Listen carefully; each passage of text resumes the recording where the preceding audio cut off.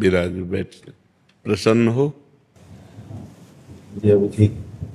हाँ, नहीं, ठीक ही रहना चाहिए। हम आपको अपने प्रभु का विधान बताते हैं थोड़ा सा।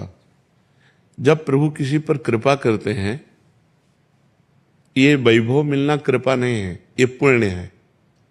पुण्य से एक घोर पापी को भी बहुत, देखो, पाप करके भी उनका कोई पुण्य है जिससे वो सुकृत पूर्व के सुकृतवश चल रहे हैं, नया पाप है। ये वैभव बढ़ना या यश बढ़ना, ये भगवान की कृपा नहीं मानी जाती।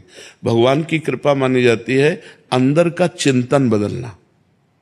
अब अपना सुधार कर लो, अपने जीवन को सत्य में ले आओ, तो अगला जो होगा वो बहुत जोर का होगा। चाहे जन्म हो तो श्रीवान, कुलवान, धनवान, वैभव संपन्न ऐसे, और भक्ति की अनुकूलता, भक्ति की अनुकूलता।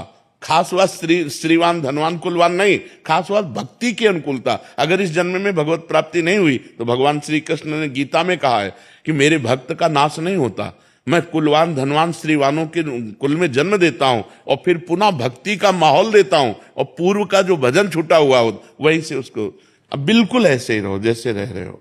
तो इसलिए आनंद पूर्वक भगवान का नाम जप करो, बिल्कुल चिंता मत करो। बाबा, क्या नाम जप से हो जाएगा पूरा?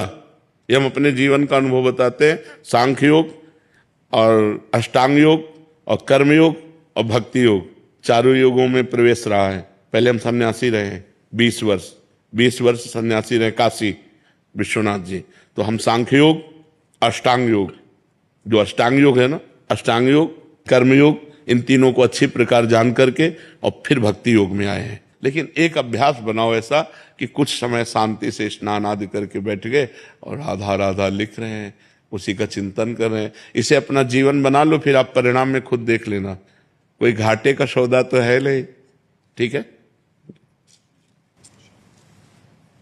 ये सखी को दे दे, ठाकुर शिव जी की है।